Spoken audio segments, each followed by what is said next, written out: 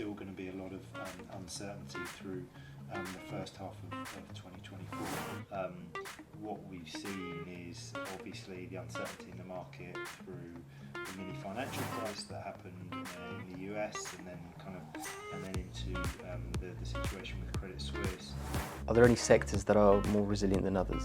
Yeah. It really depends on the market. I think Our first guest is our CEO here at eFinancialCareers, Pete Healy. Pete, how are you doing today? Yeah, very good, thanks. Pleased to be here. That's great.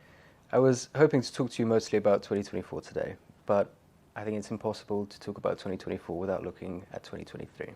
How was it?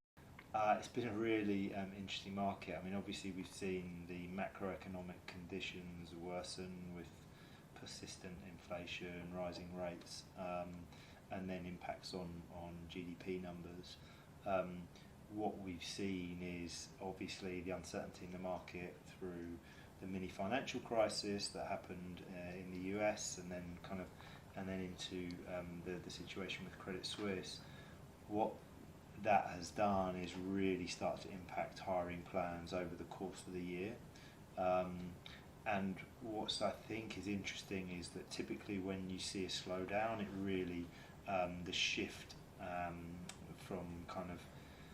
the shift in terms of the market tends to happen quite quickly, but we've seen that candidate expectations and client expectations in terms of employer expectations have really been at odds with each other. So whilst demand has dropped, we've not seen hiring become a lot easier because of that mismatch between candidate expectations and the employer expectations.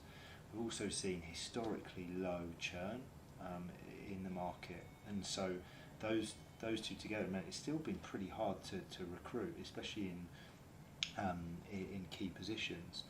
We have started to see that ease through Q4, and it feels like there's been a bit of a correction in terms of candidate expectations through the end of Q3 and start of Q4. So there's a bit of a more kind of normal kind of market conditions that you'd expect in a downturn, where it's starting to get easier to hire. So would you say that there are some indicators that things are getting back to normal, or is it too early to tell? I think it's too early to tell. We're still, it's a really mixed bag out there, depending on kind of location and different brands. There are still some of the majors going through pretty significant restructuring and cuts, but then some of the other major institutions are hiring and growing. So it's a very mixed bag.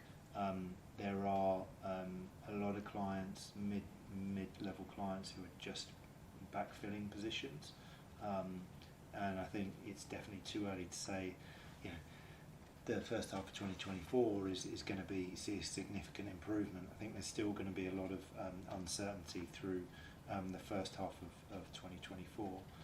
In terms of, I guess, what we'll look at the kind of macroeconomics, so GDP, inflation and rates.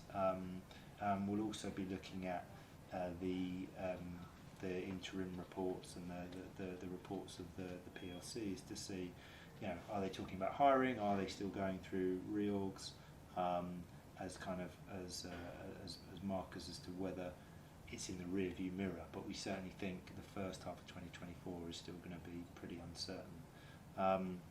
That said, there's some good data coming out of the US, but less so kind of Europe and Asia. So we're expecting there to probably be kind of a resurgence led by the US, but it's going to take probably longer in Europe and Asia.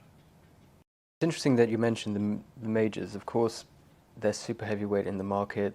They drive things forward no matter what direction they go in. But maybe within or on a broader level, are there any sectors that are more resilient than others? Yeah. It really depends on the market. I think if you look globally, we are seeing that there is resilience in technology. So whilst we're not at the levels of 2022 by any stretch of the imagination, there's still a level of resilience there. I think if you look at the UK market, we've certainly seen that there has been a rebound in fintech. information services and insurance. Over to the US, we've certainly seen the buy side has been more resilient through the second half of the year. In Asia, private banking, wealth management, and some of those kind of corporate banking has been more resilient. And in particular in Asia, the local banks have been hiring more than, say, the Western or international institutions. So it's a definite mixed bag still, but there are pockets. And I think the last thing I really want to ask you is in terms of DEI markers, and especially banks and other institutions looking to fill roles with people from, say, less advantageous social backgrounds, socioeconomic backgrounds. Has that taken a pause throughout 2023, and do you think that'll continue? No, I think diversity hiring, actually on the contrary, it's become more important, and we saw this actually through the back of the pandemic. When volumes are down, actually there's more room to focus on diversity hiring. Certainly through the end of 2021 and through most of 2022, we saw DEI hiring kind of go down on the list of priorities because everybody was just trying to hire in such volumes, and it became less of a priority. We've definitely seen through 2023 it's taken greater focus. So what we're seeing is, especially at some of the larger organisations, actually more examples of specific hiring teams that are focused on diversity hiring, and that seems to be having a positive impact on their results. You call out kind of socio-economic diversity. I think that's less of a priority from what we see. We see certainly globally gender is a priority, especially once you get beyond kind of more junior roles up into senior levels, where we know there's an issue there. And ethnic diversity is a big focus, and there it really depends on the location. So whether you're in North America, Europe,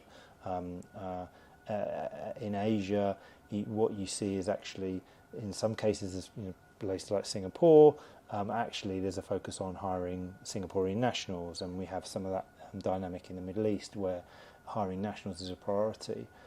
On the factor of socio-economic diversity, that seems to be less of a focus. I think everybody recognises it's a challenge. We'd love to see more organisations really focused on driving up, hiring from those from lower socio-economic groups.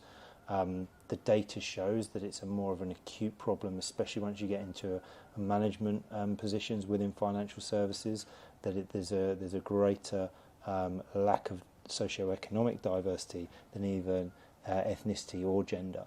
So it's a significant problem that, again, is driven by some pretty big systemic challenges, but we should try and address.